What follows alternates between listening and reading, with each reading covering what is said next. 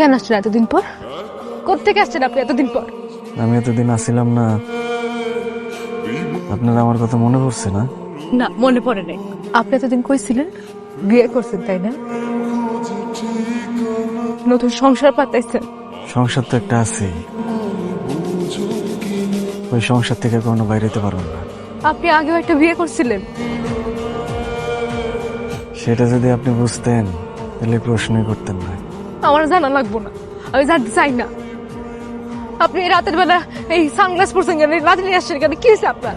আমি দুনিয়ার আলোর দেখতে পাই না, আমি আমার চোখ দান করে দিছি। কারে দান করছেন? যার দরকার। আর আপনি তো বলছেন যে আপনার অন্ধপাত্র দরকার, অনেক সাহস যোগায় আপনার সামনে এসে দাঁড়াইলাম। মস্করা করেন আপনি আমার লগে। এত মাস পরে এসে আপনি আমার লগে মস্করা করেন। আপনার কোনো ধারণা আছে আমি এই কয় মাস কেমনে কাটাইছি? প্রতি মুহূর্তে আপনারা মনে করছে। আপনার কোনো ধারণা আছে আমার কেমন গেছে এই কয়টা মাস? জানেন না তো, আপনি কেন জানবেন? আপনি তো ওই যে যারা প্রস্তাব দেয় তাকে মতো আসেন, দেখেন, চলে যান। আপনারা তাদের মধ্যে পার্থক্য কোথায়? কোনো পার্থক্য নাই তো। হ্যাঁ, আপনি যে আমার ভালোবাসেন এটা কন নাই কেন? কইলে কি হইতো? সাহস পাই নাই। কিসের ভয়? আমি কি ভূত? সুন্দরী ভূত। মাথা নাড়ান কেন? আপনি মাথা নাড়াবেন না, এইটুকু নাড়াবেন না, আপনি চুপ করে থাকেন। আপনি যেগুলো কি বলছেন, কিসের অন্ধ আপনি? হ্যাঁ, আপনি অন্ধ হতে পারেন না। আপনি চলে যাওয়ার পরে আমি আব্বাকে সব বলছি। আপনি কেন গেলেন? আপনি অন্ধ হইতে পারেন না, দুনিয়ার সব মানুষ অন্ধ হয়ে গেল, আপনি অন্ধ হইতে পারেন না।